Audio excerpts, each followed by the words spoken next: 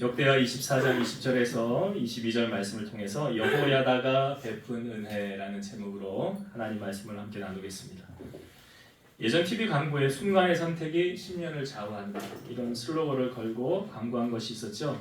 근데 10년뿐만이 아니라 평생을 좌우하기도 하죠. 뭐 친구 따라 강남 간다 이런 말은 친구의 영향을 많이 받는다는 거죠. 인생의 반려자, 결혼 상대, 배우자는 평생의 영향을 미치지 않습니까? 뭐 마지못해 살았다고 해서 나중에 뭐 황혼 이혼을 하기도 하고요. 졸혼을 증가하기도 하고요. 성경에 보면 여러 왕들이 등장하는데 가장 악한 왕을 뽑으라 하면 아합 왕을 우리가 들 수가 있죠. 근데 아합 왕이 원래 처음부터 그렇게 나쁜 사람 아니었습니다. 성경이 그걸 우리에게 알려주고 있죠. 열왕기하 21장 25절 보면 예로부터 아합과 같이 그 자신을 팔아 여호와 앞에서 악을 행한 자가 없음은 그를 그의 아내 이세벨이 충동하였습니다. 아합이 원래부터 그렇게 악한 사람 아니었대요. 근데 누굴 잘못 만난 거예요? 아내를 잘못 만난 거예요. 이세벨을. 이 아합 왕이 통치하던 시대에 이런 사건이 있었죠. 자기 그 왕궁 옆에 포도원이 있었는데 그 자기가 갖고 싶었어요. 나봇이라는 사람이 포도원을 이건 우리 조상 때부터 내려온 거기 때문에 사고 할 수 없는 거다. 팔지 않았어요. 이걸로 근심하니까 이세벨이 아합에게 가서 당신 왜 그래? 왜 무슨 근심이 있어? 그랬더니 말하기를 내가 저 옆에 포도원은 내가 갖고 싶은데 저 사람이 나에게 내가 돈 주다고 판다고 그래도 팔지 않는데 그래? 걱정하지 마. 내가 해결해 줄게 하면서 거짓 증인 두 사람을 세워가지고 이 나봇을 죽이고 그 포도원을 빼앗게 되지 않습니까? 하나님이 그걸 다 보셨죠. 그걸 다 보시고 엘리야를 아합에게 보내어서 이렇게 말을 하죠. 여호와의 말씀이 내가 재앙을 너에게 내려서 너를 쓸어버리되 너에게 속한 남자는 이스라엘 가운데 매인자나 노인자를 다 멸할 것이요 이는 네가 나를 노하게 하고 이스라엘이 범죄하게 한 까닭이니라. 그러니까 나봇이라는 선한 사람을 죽이고 그걸 빼앗은 걸 하나님이 다 보시고 심판한다는 거잖아요. 하나님께서. 그러니까 이 말을 듣고 아합이 어떻게 하냐면 이 모든 말을 들을 때에 그의 옷을 찢고 붉은 배로 몸을 동이고 금식하고 붉은 배에 누우며 또 풀이 죽어 다니더라. 그러니까 하나님 말씀을 받고 심령에 찔렸다는 거 아닙니까? 아합이 내가 잘못했구나 이렇게 하면 안 되는데 잘못했구나라는 것을 이 마음에 찔림이 온 거예요. 아합이. 그리고 난 다음에 하나님이 아합이 이렇게 행하는 걸 다 보셨죠. 그리고 엘리야를 다 보면서 엘리야에게 하나님이 이렇게 말씀하시는 거예요. 아합이 내 앞에 겸비함을 네가 보느냐. 그가 내 앞에서 겸비함으로 내가 재앙을 저의 시대에는 내리지 아니하고 그 아들의 시대에야 그의 집에 재앙을 내리리라. 그러니까 아합이 보니까 원래부터 그렇게 악한 왕은 아니었더라.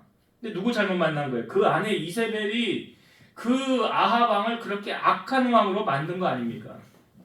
여러분 잘 아시지만 삼손이요. 왜 삼손이 두 눈이 뽑히고 맷돌을 돌리는 비참한 신세가 되었습니까? 누굽니까? 드릴라를 잘못 만난 거죠. 여자 잘못 만나가지고 이 블레셋 사람들이 와서 이 여인에게 그러잖아요. 야, 삼손의 힘의 근원이 어디서 나는지 네가 알려만 주면 우리가 은 1,100개를 너에게 줄게. 그러니까 그거 좀 알아봐라. 그래서 삼손이 잠잘 때 당신 힘 어디서 나는 거야? 하면서 3번이나 삼손이 거짓말 하잖아요. 그러면 그때쯤 되면 삼손이 눈치를 챘어야죠. 아니 이 여자가 왜 나한테 이걸 묻는 거야?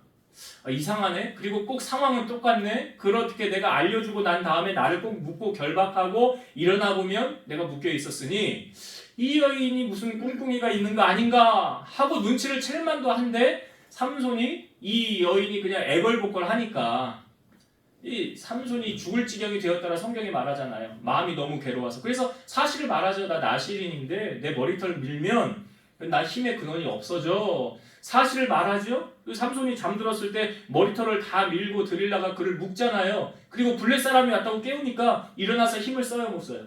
못 쓰죠. 그리고 드릴라는 어디로 갔어요? 사라졌지요. 돈 받고 사라졌습니다. 없어졌습니다. 그리고 삼손은 두 눈이 뽑히고 맷돌을 돌리는 신세가 됐어요. 그러니까 삼손이요. 여자 잘못 만난 거잖아요. 돈밖에 모르는 들릴라를 만났으니 남자가 잘 될 일이 있겠습니까? 예수님의 길을 준비한 세례 요한은 예수님보다 6개월 먼저 왔죠. 자, 세례 요한의 사명은 무엇이었습니까? 예수님의 길을 예비하는 사람이었어요. 근데 세례 요한이 어떻게 죽었습니까? 세례 요한이 그 당시 헤롯 왕에게 바른 말을 해주는 사람이었어요. 이 헤롯이 자기 동생 빌립의 아내 헤로디아를 아내로 맞아들입니다. 이게 될 수 없는 일이잖아요. 그러니까 헤롯이 왕에게 가서 이렇게 말하는 거죠. 동생의 아내를 취한 것은 옳지 않다라고 바른 말을 해요. 헤롯에게. 그러니까 이 헤로디아가 시집온 이 사람이 원래 빌립의 아내였는데 버리고 헤롯에게 온 거 아닙니까? 자꾸 자기 심령에 찔리는 말을 하니까 이 세례 요한을 원수로 여겨서 죽이고자 했다는 거예요. 그런데 이 헤롯이 요한은 의로운 사람인 줄 알고 그 사람을 두려워하고 보호하였으며 또 그의 말을 들을 때 크게 번민을 하면서도 달갑게 들었더라. 그러니까 귀한 사람으로 알았던 거예요. 헤롯이 세례 요한을. 근데 헤롯이 자기 생일에 잔치를 벌이죠. 근데 이 헤로디아의 딸이 살로메라고 그러죠. 들어와서 춤을 추는데 거기 있는 모든 사람을 다 기쁘게 한 거예요. 그러니까 왕이 이 여인에게, 이 딸에게 이렇게 말하죠. 무엇이든지 네가 원하는 것은 내가 주리라. 내게 구하라. 내 나라의 절반까지도 너에게 주리라. 그러니까 마음을 얼마나 헤롯이 기뻤는지. 그러니까 이 딸이 가가지고 엄마한테 얘기하는 거예요. 엄마, 지금 이렇게 나에게 소원을 들어준다고 하는데 내가 뭘 구하면 될까요? 라고 얘기했더니 이 헤로디아가 말하는 길을 세례 요한의 머리를 구하라. 그래서 이 딸이 급히 들어가서 세례 요한의 머리를 소반에 얹어서 내게 주시기를 원합니다. 그러니까 이 헤로드 왕이 사람들 앞에서 맹세했잖아요. 이걸 바꾸지도 못하고 거절하지도 못하니까 시위병 한 사람을 보내어서 요한의 머리를 가져와라 하고 옥에서 요한을 목 베어서 그 소반을 얹어서 그 여인에게 갖다 주는 거예요. 얼마나 악한 사람입니까? 이 성경에 등장하는 여인들. 근데 성경에 반면에 지혜로운 여인들도 소개를 하고 있어요. 다윗이 사울에게 도망을 다닐 때에 이 나발이라는 사람의 이 울타리를 다윗이 보호해 줬습니다. 울타리 역할을 해주는 거예요. 그래서 양이 해하는 것, 잃어버리는 것 울타리 역할을 해줘서 잘 보호해줬거든요. 근데 나발이 잔치를 할 때, 양털 깎는 잔치를 벌일 때 다윗이 소년 10명을 보냅니다. 그리고 이렇게 나발에게 말을 전하게 합니다. 우리가 당신을 이렇게 울타리 양을 잘 지켜줬습니다. 그래서 해한 것이 없고 잃어버린 것이 없고 좋은 날에 왔으니까 당신 손에 있는 대로 우리 종들과 우리 다윗에게 주기를 원합니다. 하고 종 10명이 가서 전한 거죠. 다윗의 말을. 그러니까 나발이 이렇게 말합니다. 다윗은 누구며 이새 아들은 누구냐.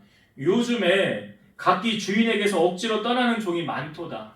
내가 어찌 내 떡과 물과 내 양털 깎는 자를 위하여 잡은 고기를 가져다가 어디서 왔는지도 모르는 자들에게 주겠느냐. 그러니까 이 말을 다윗에게 전합니다. 그러니까 다윗이요, 너희는 각기 칼을 차라 하게. 다윗이 600명이 있었는데 같이 400명을 이끌고 나발에게로 갑니다.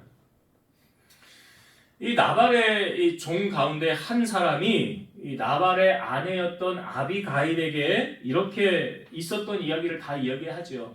다윗이 사람을 보내어서 이렇게 우리에게 욕을 하였었는데 주인이 그냥 돌려보냈다고. 사실 다윗의 이 사람들이 우리를 매우 선대하였고 우리를 다치게 하지도 않았고 우리를 잃은 것도 없게 양을 지키는 동안 그들이 밤낮 우리의 울타리가 되었었다. 근데 이제 다윗이 400명을 이끌고 우리를 치러 오니 어떻게 하면 좋을지 당신은 생각하고 이 일을 이제 잘 해결하길 원한다. 우리 주인 나발하고는 이거 이야기할 상대가 못 된다.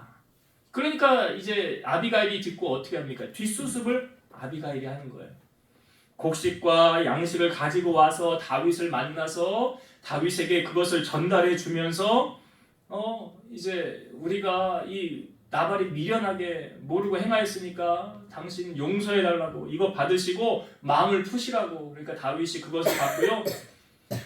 너를 보낸 여호와를 참 송축하노라 여호와께서 너를 보내어서 이 재앙이 일어나지 않게 막았느니라 라고 하면서 다윗이 그걸 받고 돌아가요.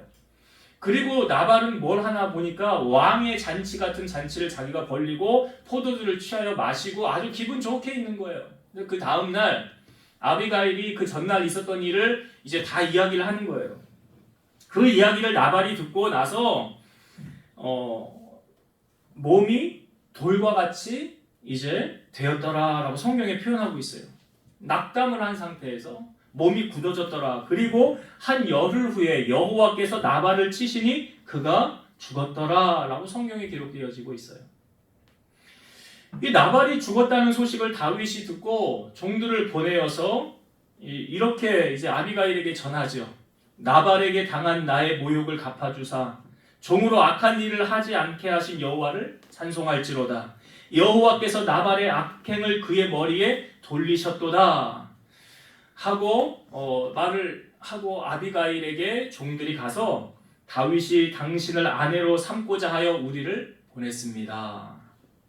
다윗이 아비가일을 이제 아내로 맞아들이게 되는 거예요. 그러니까 아비가일이 그 이야기를 듣고 몸을 굽혀서 얼굴을 땅에 대고 이렇게 말해요. 내 주의 여종은 내 주의 전령들의 발 씻길 종이니이다. 그러니까 이 뭡니까? 아비가일 안에 겸손함을 감췄다는 거죠. 그리고 다윗의 아내가 되는 거예요. 성경에 여러 지혜로운 여인들도 많이 등장하지요. 이 나오미와 함께 엘리멜렉과 모압에 갔다가 두 아들 잃고 남편 잃고 나중에 예루살렘에 돌아올 때 나오미가 혼자 돌아오지 않고 두 며느리 집으로 돌아가라 하는데 한 여인은 오르바는 돌아갔지만 롯은 돌아가지 않고 시어머니를 따라가잖아요. 그 롯이 결국 같이 와서 시어머니를 봉양한 거 아닙니까? 그리고 나중에 보아스를 만나서 결혼하게 되었고 다윗의 가문의 할머니가 되잖아요. 증조 할머니가 되지 않습니까? 그러니까 이렇게 지혜로운 여인들도 우리에게 보여주고 있어요.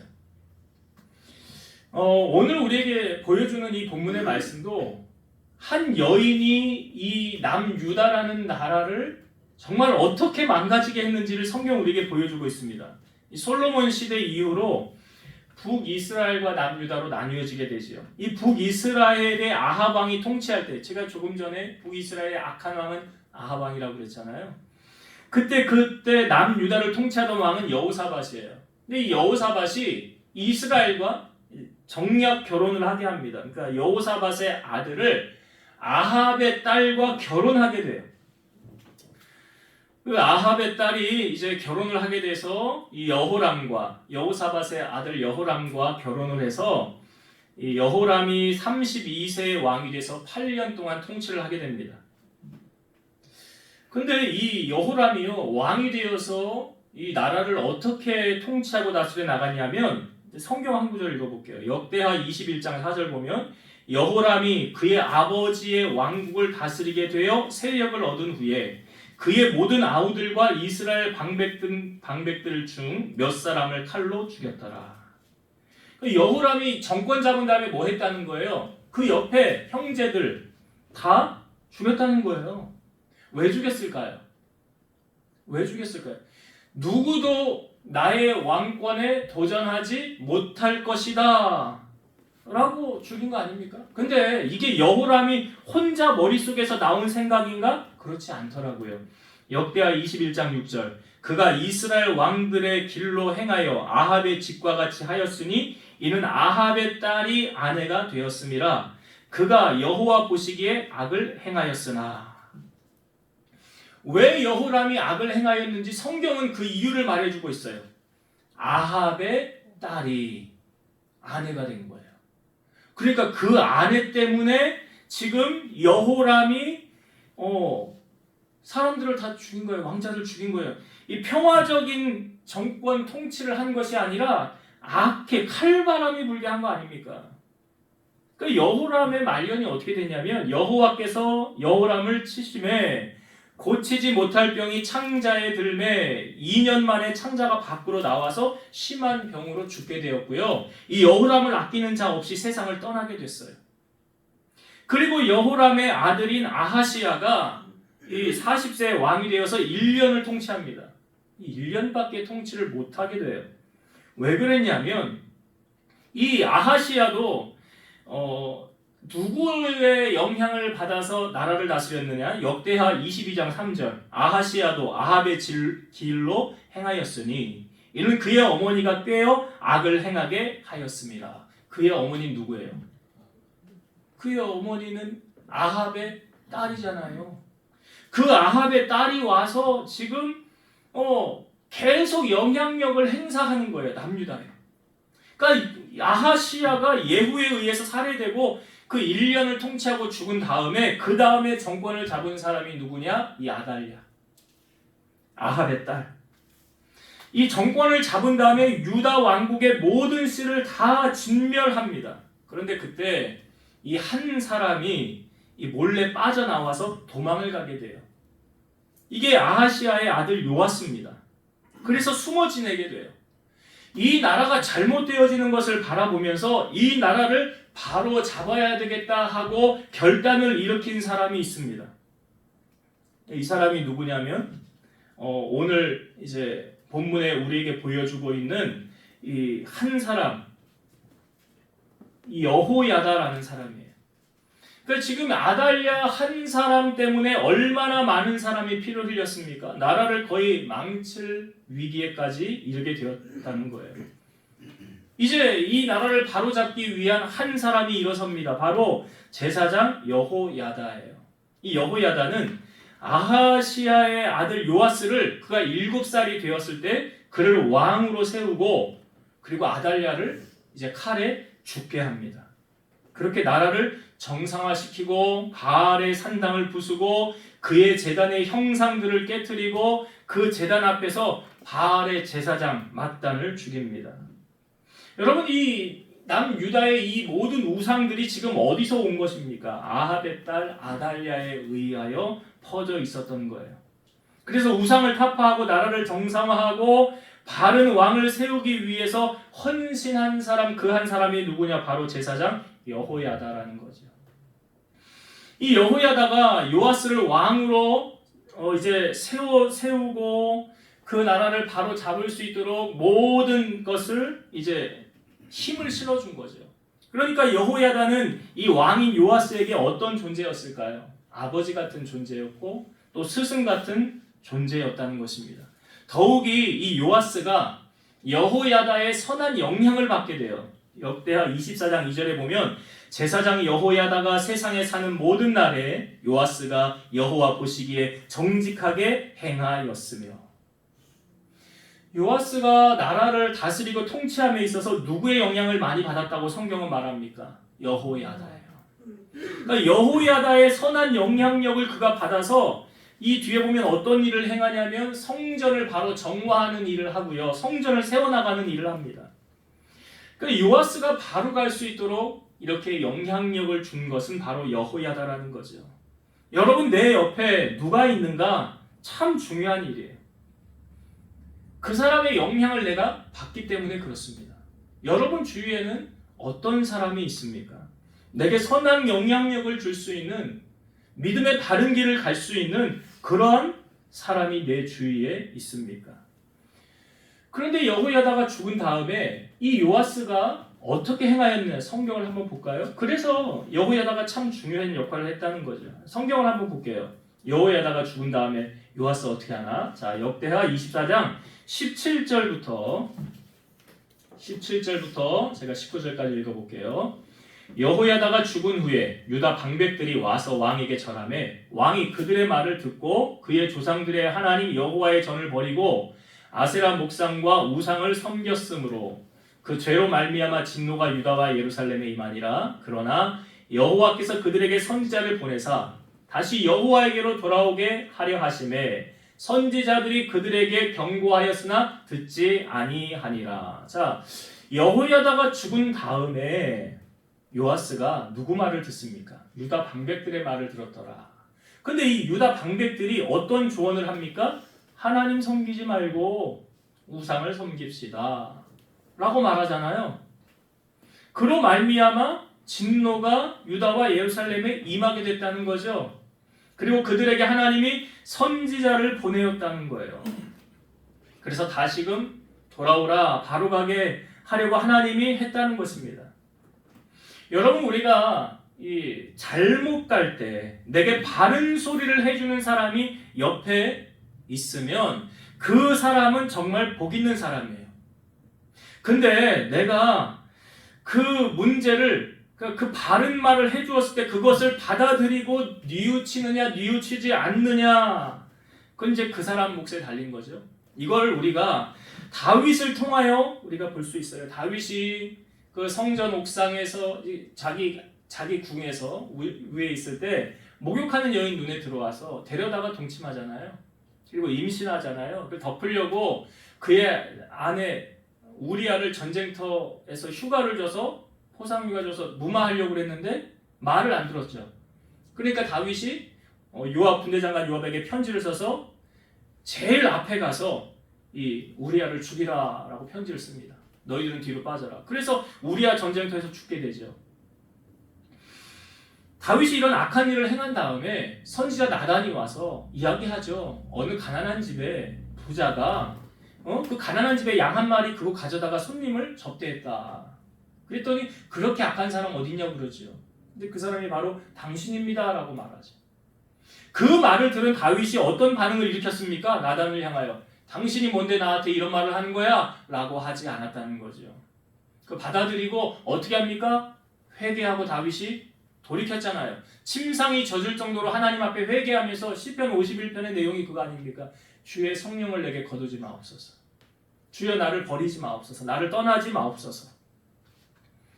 그러니까 다윗 옆에 이런 영적으로 깨어있는 선지자가 있음이 축복이고 그 쏜 소리를 듣고 돌이키는 다윗 또한 복된 사람이라는 거죠.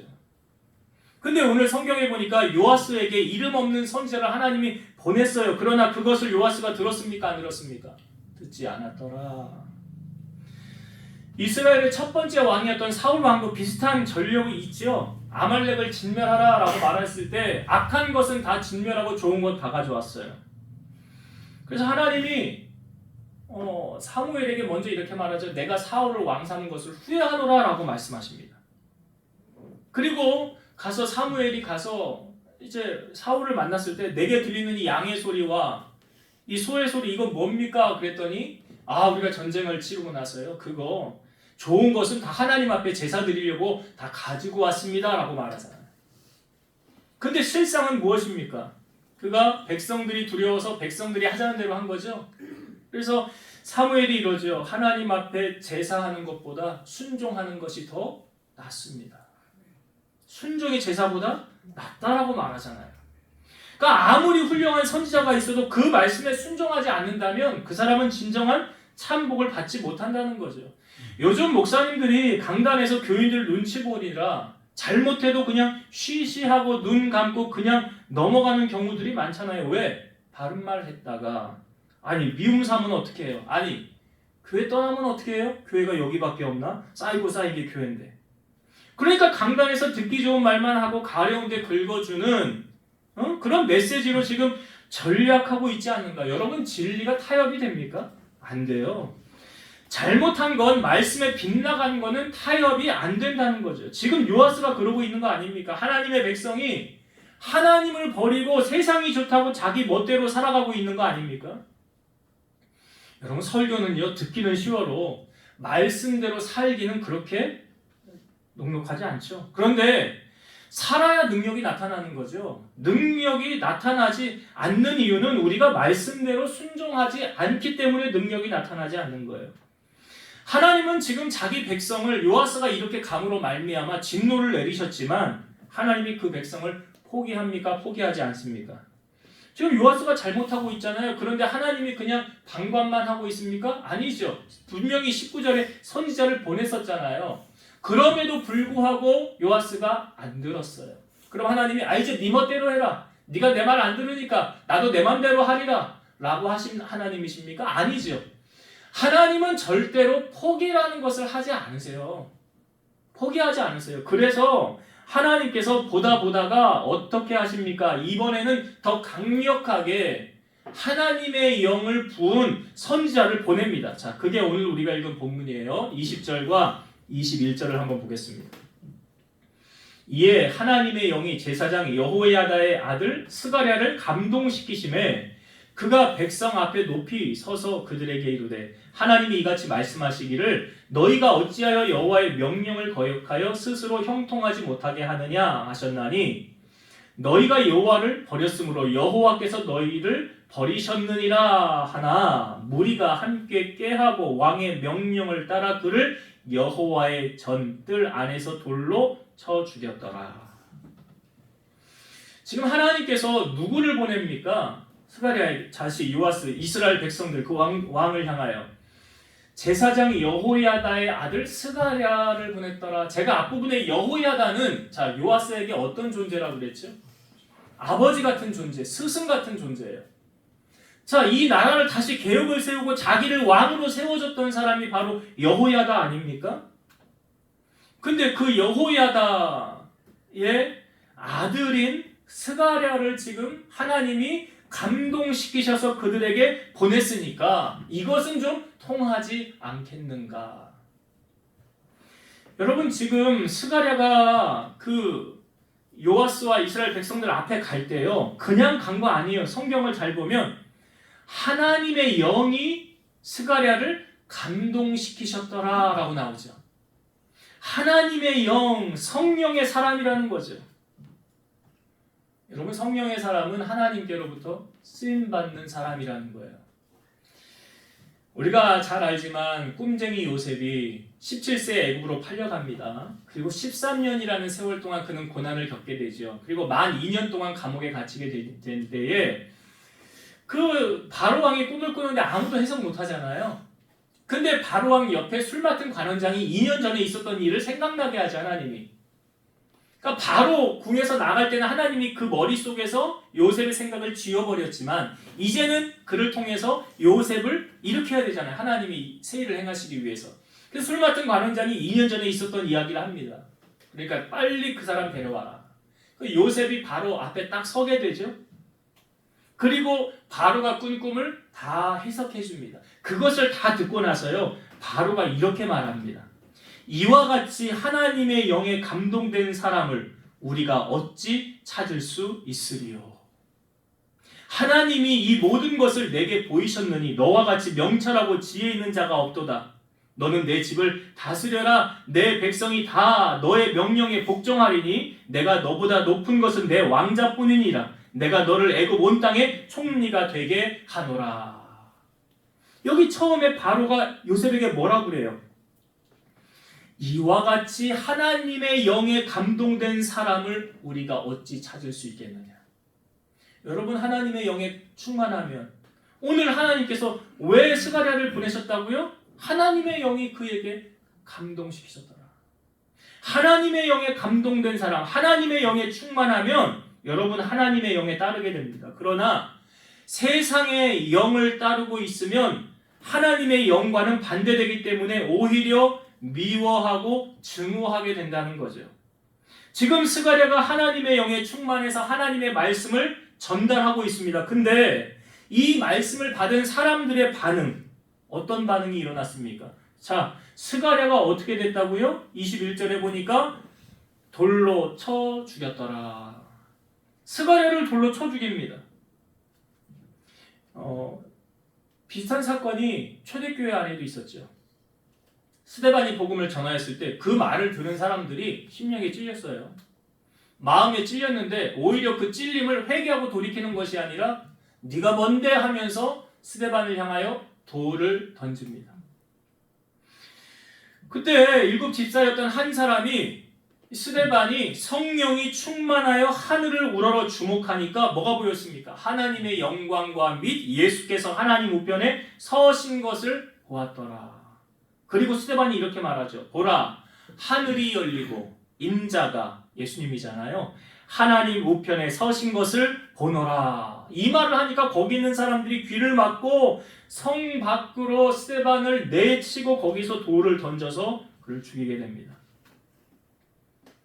여러분 우리가 하나님의 영에 충만하면 하나님의 말씀이 꿀송이처럼 달게 되지만 또 어떻게 해서든지 하나님의 말씀대로 살려고 몸부림치지만 반면 믿음 떨어지면요 바른 말이 듣기 싫습니다.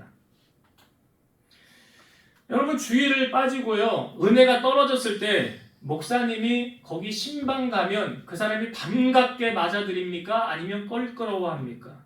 뭐 사람마다 다르겠지만 은혜가 떨어지면요 껄끄러워 하더라고요. 근데 거기에다 이런 권면을 하면 신앙생활 똑바로 하세요. 그렇게 신앙생활 하면 안 돼요. 라고 말하면 바로 시험 듭니다. 오늘 본문을 보세요. 하나님의 영에 충만하여 바른 말을 전했던 이 스가랴 어떤 신세가 되고 맙니까? 돌에 맞아 죽잖아요. 여러분 다른 사람은 몰라도요. 요아스는 이 스가랴한테 그렇게 하면 안 돼요. 이 스가랴 아버지 누구라고요? 여호야다고요. 여호야다가 요아스를 어떻게 했습니까? 제가 앞부분에 말씀드렸잖아요. 그 7살짜리, 그 8살짜리 어린애를 데려다가 그 왕 세워가지고 나라를 바로잡게 하고 그가 왕으로서 잘 역할을 감당할 수 있도록 했던 그 역할을 했던 게 바로 여호야다라는 거예요. 자, 오늘 본문의 22절을 한번 보겠습니다. 이 여호야다 22절. 요아스 왕이 이와 같이 스가랴의 아버지 여호야다가 베푼 은혜를 기억하지 아니하고 그의 아들을 죽이니 그가 죽을 때에 이르되 여호와는 감찰하시고 신원하여 주옵소서 하니라. 아니면 정도껏 해야지라는 말이 있잖아요. 정도껏 해야지. 어떻게 자기에게 이렇게 한 사람을 죽일 수가 있냐고요. 자기 스승이고 자기 부모 같은 그 사람 그러면 되게 그렇잖아요, 여러분. 부모가 이렇게 잘하면 그 부모의 자녀들에게 이렇게 은혜를 갚는 게 이 도리 아닙니까? 부모에게 못했을 때. 저는 은혜를 모르는 사람은 짐승만도 못하는 사람이다라는 생각이 들어요. 왜냐하면 개보다 못한 사람 우리 이런 말 하잖아요. 왜 개보다 못한다고 했을까? 이 개는요 배신이라는 것을 합니까 안 합니까? 개들이 배신을 안 하더라고요. 요아스 지금 뭐 한 거예요? 완전히 배신의 차원을 넘어선 거 아닙니까? 그러고 보면 하나님의 마음에 합한 사람이라고 하는 다윗이요. 이 통일 왕국을 이루고 나서 나라가 평안해진 다음에 다윗이 뭐 하냐면 사울의 집안에 남은 사람이 있느냐 찾아봐라. 그 이유가 뭔지 아세요? 내가 요나단으로 말미암아 그 사람에게 은총을 베풀고자 하니라. 다윗이 요나단에게 받았던 그 은혜와 그 사랑을 못 잊는 거예요. 그래서 찾아보니까 요나단의 이 아들 무비보셋이 있는데 전쟁통에 이 유모가 가다가 떨겨가지고 다리를 못 쓰는 장애인이에요. 그 장애인 무비보셋이 이제 다윗 앞에 섰습니다. 벌벌벌벌 떠는 거예요. 왜? 사울 왕이 자기 할아버지가 다윗을 얼마나 힘들게 했는지 알잖아요. 그래서 나를 죽이려고 하는 거 아닌가라고 할 때 다윗이 무비보셋에게 이렇게 말하죠. 내가 요나단으로 말미암아 받은 은혜를 너에게 보답하고자 하니라. 너희 집안에 사울 왕의 그 있었던 땅들을 다 내가 찾아서 너에게 줄 것이고 너는 이제부터 내 상에서 함께 밥을 먹을 것이니라. 다윗이요 무비보셋을 어떻게 대하겠다는 거예요? 아들같이 대우하겠다는 거예요. 요나단의 아들, 내가 요나단에게 받았던 그 사랑을 이제 너에게 갚으리라. 여러분 오늘 우리가 이 자리에서 지금 하나님을 향하여 예배하고 하나님께 영광 올려드릴 수 있던 것, 여기까지 온 것이 정말 누구의 은혜입니까? 나를 기가 막힐 웅덩이와 수렁에서 건져내신 하나님, 죽을 위기가 있었는데 그 죽음에서 나를 건져내신 하나님, 여러 가지 시험에서 피할 길을 내시고 나를 인도하신 하나님, 육신의 질병에서 고치시고 치유하신 그 하나님. 여러분 그 하나님의 은혜 잊으면 안 돼요. 복음성가 가운데 이런 복음성가 있더라고요. 주의 사랑을, 주의 선하심을, 주의 은혜를 생각해보라. 하늘보다도 더 높으신 아버지의 사랑 크고 놀랍네. 아버지 사랑 크고 놀랍네. 내 어찌 그 사랑 잊으리. 내 어찌 주의 긍휼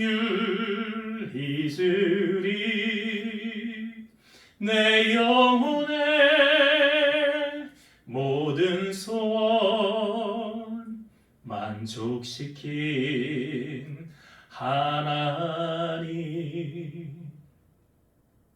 주의 사랑을, 주의 선하심을, 주의 은혜를 생각해 보라.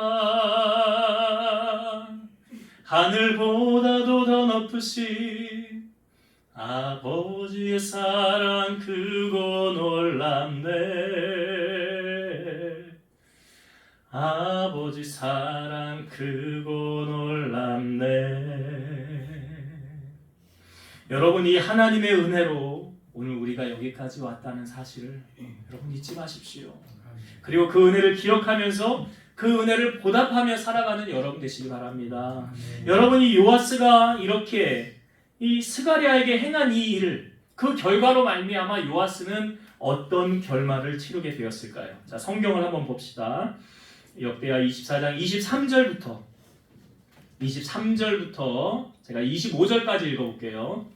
자, 1주년 말에 아람 군대가 요아스를 치려고 올라와서 유다와 예루살렘에 이르러 백성 중에서 모든 방백들을 다 죽이고 노략한 물건을 다메섹 왕에게로 보내니라. 아람 군대가 적은 무리로 왔으나 여호와께서 심히 큰 군대를 그들의 손에 넘기셨으니 이는 유다 사람들이 그들의 조상들의 하나님 여호와를 버렸습니다.